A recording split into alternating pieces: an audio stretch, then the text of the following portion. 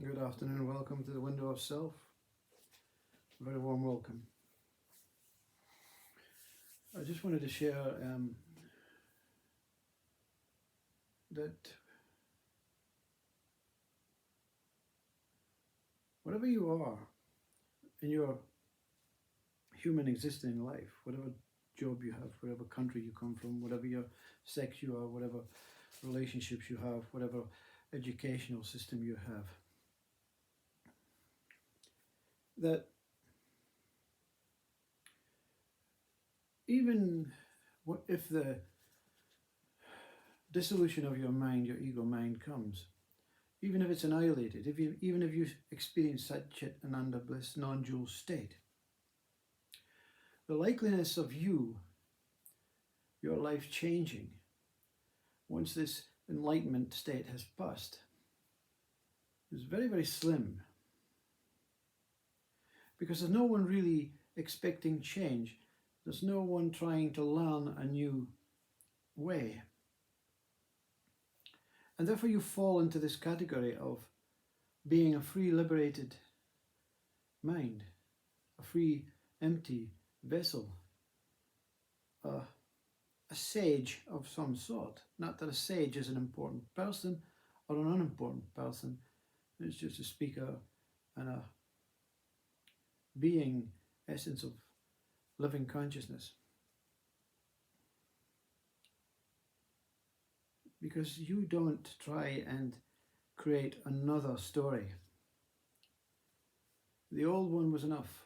It was taken away by spirit. And it's replacing it bit by bit. When you wake up from this incredible journey of spiritual wisdom and reconciliation with spirit and consciousness, and see the values of life in its simple state,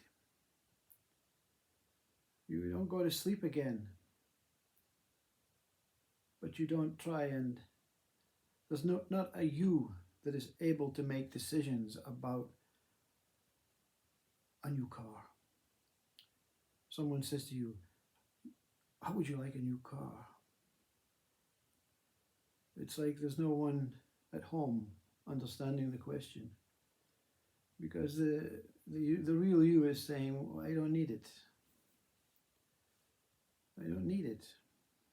It's not essential. In fact, I can see the problems that's going to arise from it, from payments, from maintenance, from insurance. And all other minds, the intelligent minds, are saying, oh, you're just a lazy mind. No, you're not a lazy mind, you're an empty mind. There's nothing wrong with being empty. That's what we're seeking. Each one of us is empty now. We are awareness, being represented by consciousness. Consciousness is representing our body and our mind as how consciousness wants to portray it, to project it, perceives it. And to understand our true state, understand God, Brahman, Atman, spirit, soul, truth, reality, we cannot understand it with a full mind. There's no room, because the wisdom is vast. Therefore the head has to be empty.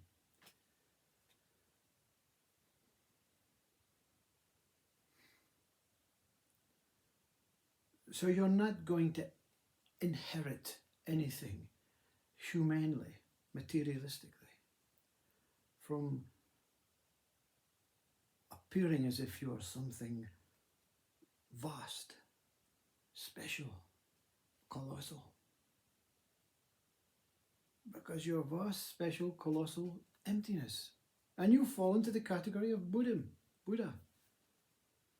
And then someone contacts you and says, you are speaking as if you are Vedanted.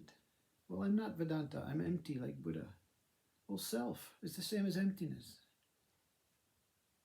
And then another one says, oh, you should join the Christianity. Oh, Christ consciousness is self, is emptiness.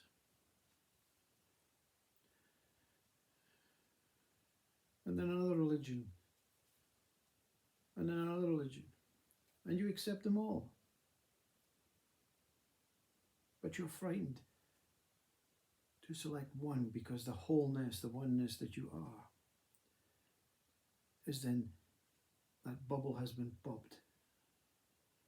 I accept everything as the same, all people, all religion, all life, all universes, all planets, as one whole experience, one whole moment. And then mind says, I'm off to be a Catholic. Out the bubble.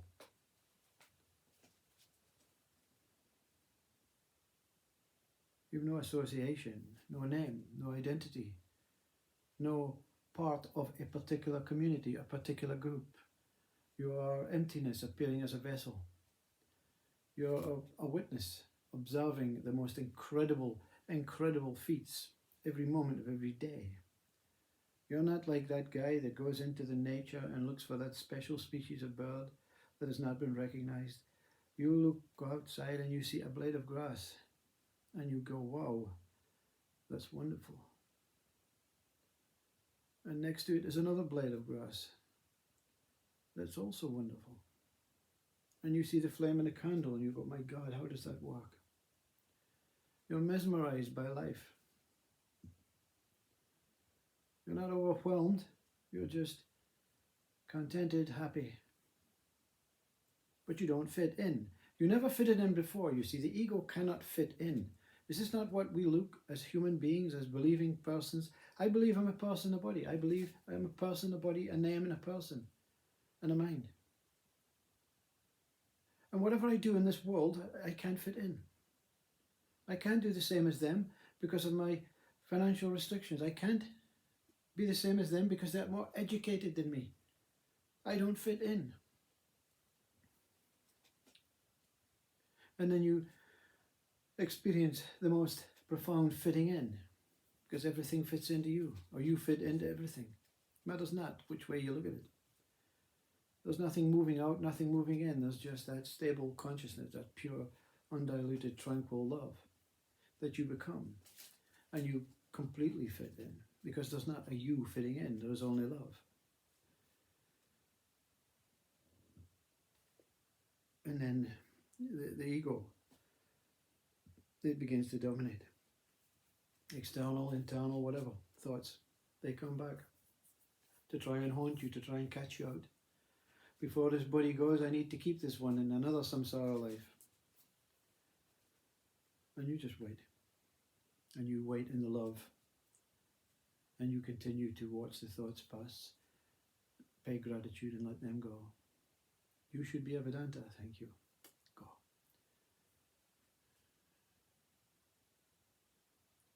You should stay here and make videos because we like you. Yeah. Go. You don't just dismiss the negativity, you dismiss the positivity. Because there's nothing positive nor negative. There's only that what it is. This is a pointless exercise for you to listen to this. It's a pointless exercise for God and Spirit. If you believe in this God and this Spirit that says you must challenge, you must go forth, you must celebrate, you must worship, you must do all these things before you get into the kingdom of heaven. And then you say, yeah, thank you, pass. Another thought.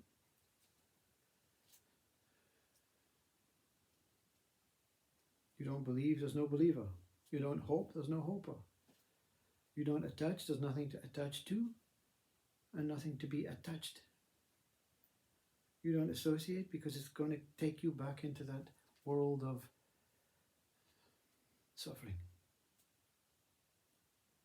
So you become a shirt and a window. And the Vedanta says yourself, and you say yes. And the Buddhist says your emptiness, you say yes. You say yes to everything.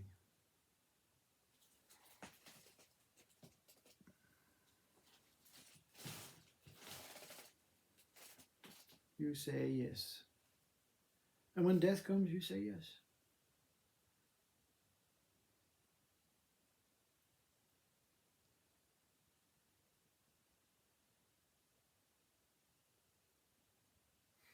But you don't try and enhance other people's lives.